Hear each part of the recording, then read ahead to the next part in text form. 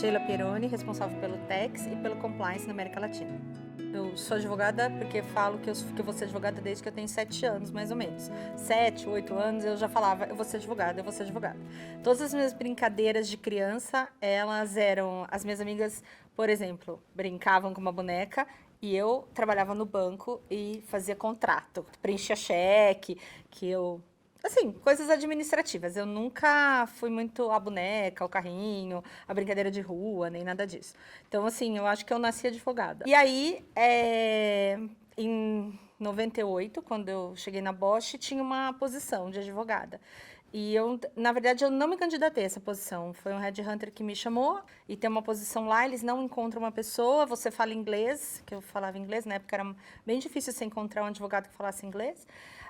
Daí ele falou, essa posição é para você, eu tenho certeza, eu preciso levar seu currículo, você deixa? E eu trabalhava em outra empresa, não estava procurando trabalho.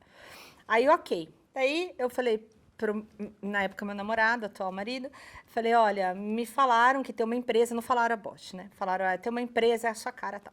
Meu marido falou, é a Bosch? Eu falei, imagina se é a Bosch. Ele falou, é a Bosch, tenho certeza, você é a cara da Bosch. Porque meu marido, ele trabalha para a Bosch como fornecedor, tipo, quase 40 anos, muito mais tempo do que eu conheço ele. E aí ele falava, você é a cara da Bosch. Daí, quando eu fui chamada para vir para entrevista aqui, era na Bosch mesmo. Quem me entrevistou foi meu primeiro chefe, e o chefe dele na época, que era o Dr. Roberto, uma lenda, Dr. Roberto Bandiero, uma lenda na Bosch e tal, como diretor jurídico, ele era amigo do meu pai. E eu não sabia, não que ele era muito amigo, ele era amigo de profissão do meu pai. E daí, a hora que eu falei, meu nome é Sheila Pieroni, o que você é do Francisco? Eu falei, sou filha? Daí ele falou, não acredito. Por que seu pai não falou pra mim de você antes? Daí eu falei, não, não sei. Daí eu acabei vindo pra cá. Daí deu tudo certo. Aí quando eu entrei aqui, a primeira coisa que eu senti este lugar é assustador. Foi a primeira coisa que eu senti. As pessoas pareciam todas muito importantes para mim, parecia que todo mundo sabia muita coisa e que, tipo, eu ainda não tava lá, não tava nesse lugar. E aí, a primeira dificuldade foi uma dificuldade de adaptação, porque tudo era muito, né? Mesmo naquela época, 25 anos atrás, não era assim, uma sala pequena com pouca gente. Você ia para uma reunião, tinha 10 pessoas. Eu entrava na reunião, todo mundo já tinha 20 anos de casa, 30 anos de casa, e eu ficava, nossa, como é possível uma pessoa ficar 20 anos dentro de uma empresa?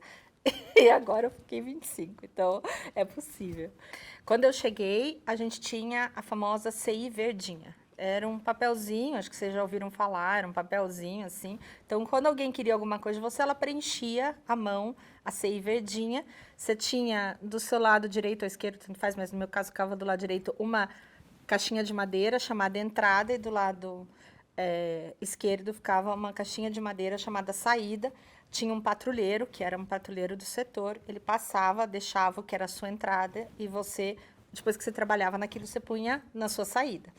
Aí o tempo foi passando, a CI verdinha sumiu, tudo vinha por e-mail, uma avalanche de e-mail, todos os e-mails, e as coisas foram funcionando, assim, muito bem com o e-mail.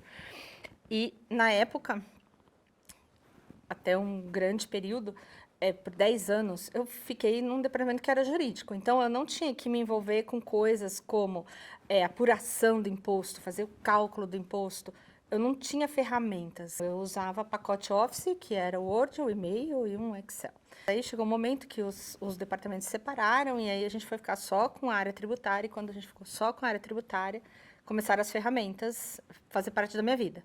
Então, aí eu comecei a trabalhar com SAP, comecei a trabalhar com Master SAP, com outras ferramentas que foram disponibilizadas para a gente naquela época.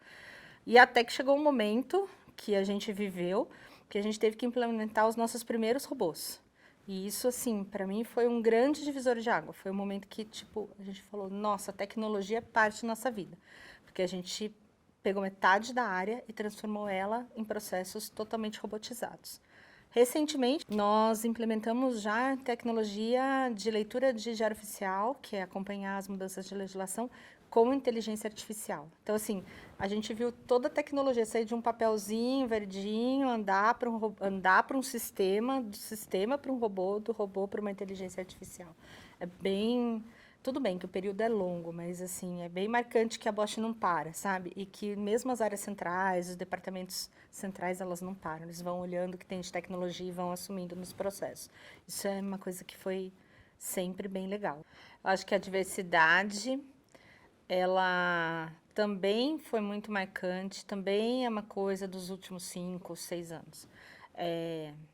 Por muitos anos, a gente, assim, falo de mim, por muitos anos eu entrei em muitas reuniões que só tinham homens dentro da sala, não tinha nenhuma mulher. Isso foi mudando, o número de mulheres já está aumentando. Nós temos um grupo que chama Share, que são das executivas da Bosch, e assim, nós já temos mais de 60. Eu tenho fotos no Executive Meeting que você encontra 4, 5. Então, assim, isso mudou bastante.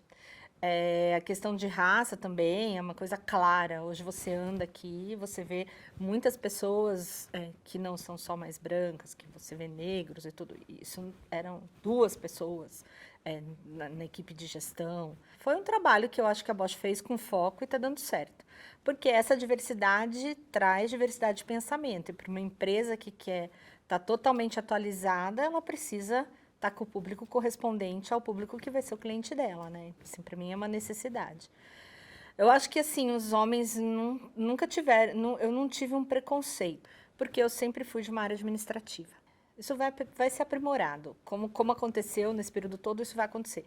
Mas a primeira coisa é trazer para a consciência, né? A primeira coisa que você precisa fazer é mostrar, ó, isso acontece. Quando você reconhece que acontece, a coisa muda. Enquanto você não reconhecer, nem muda. Né? Então, mais ou menos isso. Eu me sinto, como diz meu marido, da primeira vez que eu falei que eu ia mandar um currículo para uma empresa que eu não sabia qual era, ele já falou, você é a cara da Bosch. Eu me sinto muito confortável. Enquanto valores, os valores são sólidos há muitos anos, ou seja, pelo menos o tempo que eu conheço e vivo, eles são sólidos. Eu nunca fui para minha casa pensando como eu vou ter que fazer para esconder isso. Eu não vivi isso. A minha área é uma área que mexe com valores muito grandes, né? Pagamento de imposto, qualquer pequeno erro é um erro muito grande, afeta muita gente. E assim, eu nunca tive ninguém, nunca falou para mim, não vai mostrar isso para ninguém, não fale isso. E eu também não passo essa mensagem para o pessoal que trabalha comigo. Ou seja, a gente sempre pôde ser muito honesto, muito claro, e eu me senti sempre muito confortável nas relações que a gente mantém como Bosch, por exemplo, com o governo, por exemplo, com outras empresas, em comitês, porque as pessoas sabem que a Bosch não faz não aceita, não faz, não ouve uma conversa torta ou um caminho desviado do caminho que seja correto. E aí isso dá um conforto, assim, sabe? E isso adere muito ao que eu penso. E eu poder falar com tranquilidade, para mim, sempre foi muito legal. Sempre foi assim, tipo, eu me sinto realizada nesse aspecto, como profissional, trabalhar numa empresa que me permite isso. Ela entrega o valor que ela tem no nome. Eu acho que, assim, quem pega um produto, sabe? Você pega o produto e fala, é verdade. É isso.